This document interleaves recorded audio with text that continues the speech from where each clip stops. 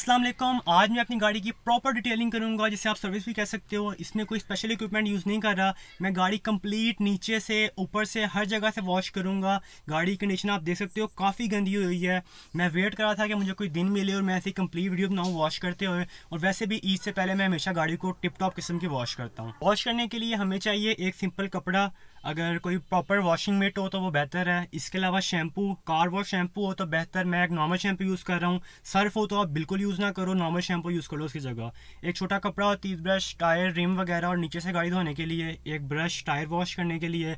इसके अलावा माइक्रोफाइबर गाड़ी को पॉलिश वैक्स करने के लिए भी और ड्राई करने के लिए भी। इसके अलावा वैक्स और एक लस्टर का स्प्रे चाहिए। अगर आपके पास लस्टर स्प्रे नहीं है तो आप साशे भी यूज़ कर सकते हो, और एक छोटा स्पंज इसको फैलाने के लिए। और अगर आपकी गाड़ी पे स्क्रैचेज हैं तो फिर पॉलिश या स्क्रैच आउट क्रीम वगैरह। इसके अलावा हमें चाहिए ग्रिट गार्ड। ये काफ़ी यूनिक चीज़ है, काफ़ी काम की चीज़ है, लेकिन अनफॉर्चुनेटली पाकिस्तान में ये अवेलेबल नहीं है इजीली। इसलिए मैं ये एक सिंपल ट्रे यूज़ कर रहा हूँ जो कुकिंग में यूज़ होती है। अगर आपके पास ये भी नहीं है तो आप कोई बास्केट यूज़ कर लो जिसमें सुराख हो। मैं आगे जाके आपको इसका पर्पस बताता हूँ। सबसे पहले हम गाड़ी नीचे से धोएंगे। नीचे से भी काफ़ी गंदी है और इस एरिया को अक्सर लोग छोड़ देते हैं, जो टाइट कॉर्नर्स होते हैं, जिनकी वजह से गाड़ी में जंग लग जाता है। ये कंडीशन आप देख सकते हो, काफ़ी टाइट स्पॉट्स हैं, इनमें कीचड़ जमा होता जाता है। ये साफ़ नहीं होता, धुलता नहीं है अनलेस कि आप सर्विस ना कराओ, और गाड़ी में जंग लग जाता है। सबसे पहले इसको वॉश करेंगे हम। अब ये आपकी मर्ज़ी है कि आप गाड़ी को लिफ्ट करो या ना जैक से। मैं लिफ्ट कर रहा हूँ ताकि मुझे यहाँ स्पेस मिल जाए काम करने के लिए, टायर के ऊपर भी और गाड़ी के नीचे भी। लिफ्ट आपने ध्यान से करना है। उसको उठाने के बाद आप नीचे ईंटें रख लो या फिर जैक स्टैंड रख लो अगर आपके पास है, एक्स्ट्रा प्रोटेक्शन के लिए। और गाड़ी के टायरों को लाजमी ब्लॉक कर लेना ताकि गाड़ी हिले ना। गाड़ी को लिफ्ट कर लेने के बाद आपने प्रेशर वाले पानी से पहले अच्छी तरह उसको वॉश कर लेना ताकि जो भी कीचड़ है, जो भी डस्ट वगैरह है, साफ हो जाए। मैं कोई प्रॉपर वॉशर यूज़ नहीं कर रहा, ये जस्ट मोटर का पाइप है।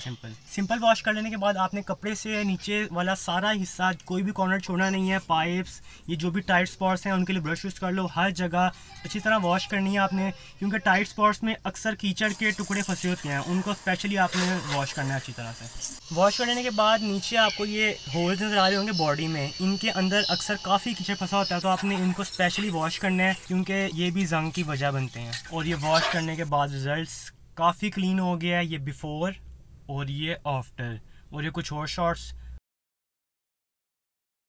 अब आपने गाड़ी लिफ्ट की हुई है तो आपको अगला हिस्सा सारा नज़र आएगा, तो आपने यहीं से जितना हो सके आपने प्रेशर वाला पानी में मारना ताकि नीचे से आगे से भी गाड़ी धुल जाए। और अब बारी है टायर्स की।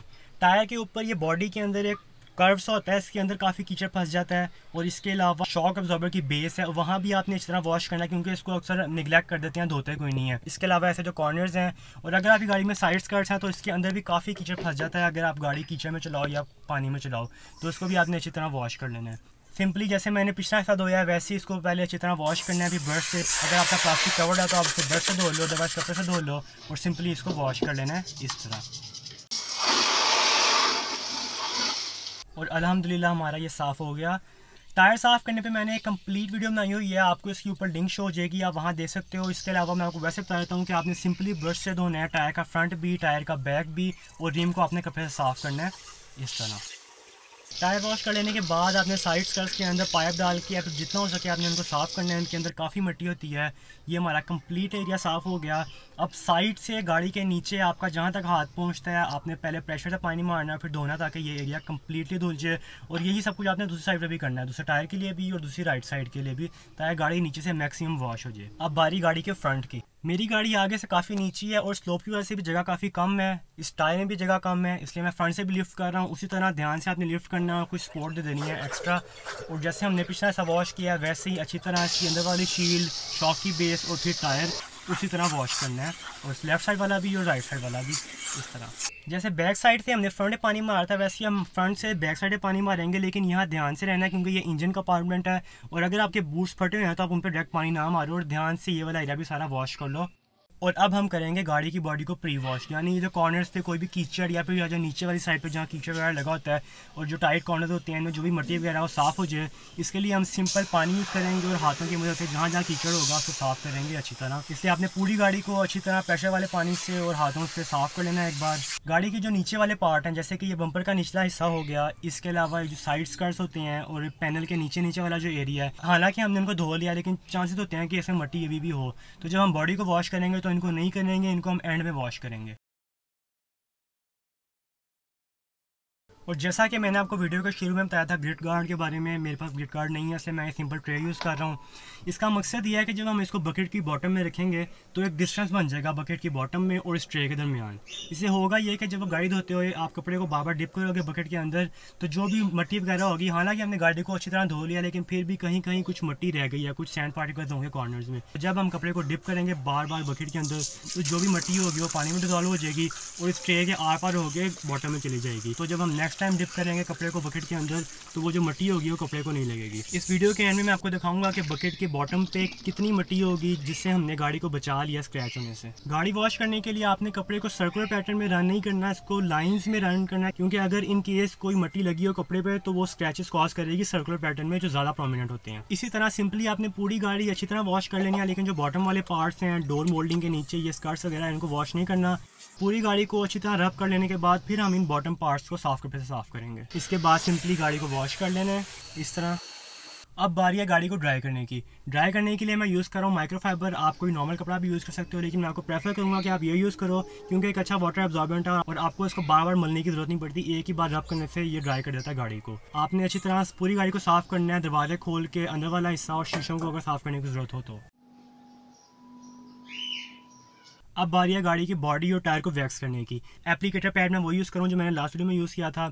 इसके अलावा जो मैं वैक्स यूज़ कर रहा हूँ इसके अकॉर्डिंग आपको 5 से 10 मिनट रुकना है एक पीस पे लगाने के बाद इन समर्स। तो हम एक पीस से अप्लाई करेंगे अच्छी तरह और फिर दूसरे पीस पे अप्लाई करेंगे ताकि पहले पीस के 5 से 10 मिनट पूरे हो जाएँ।